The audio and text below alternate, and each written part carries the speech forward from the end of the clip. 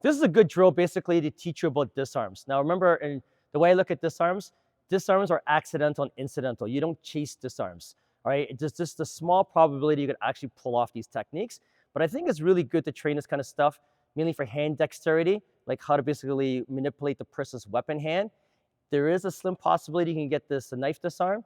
Maybe you're the kind of person that carries an edged weapon. If your country allows that, the laws allow you to do that. And you need to look at this from a perspective of weapon retention. And I find these particular skills work really well in confined areas, predominantly on the ground when I can slow things down, or in close quarters, maybe against the wall, etc. So the first technique, and this is just basically, it's a flow of techniques, right? We don't actually fight like this. So he's gonna feed at angle number 1. I'm gonna block and hit.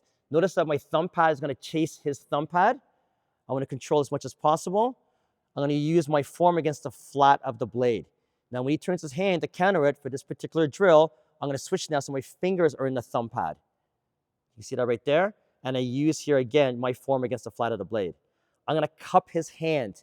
I would try to return the sender. Maybe he stops it.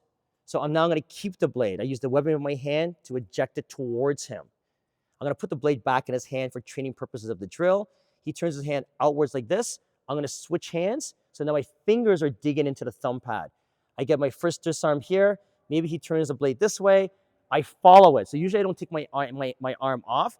I usually follow it to get my next disarm. And the last one is 7th one. I'm gonna keep the blade. Again, I use the weapon in my hand here to eject the blade, and I come back. So again, the whole flow looks like this. Block and hit, thumb pad on thumb pad against the flat of the blade. He turns his hand to counter for this particular drill, right? Again, I attack the flat of the blade. I grab here, the whole hand, not here. The reason why I grab the whole hand is to limit the possibility of him switching hands, right? I want to secure this as much as possible, and I step into him.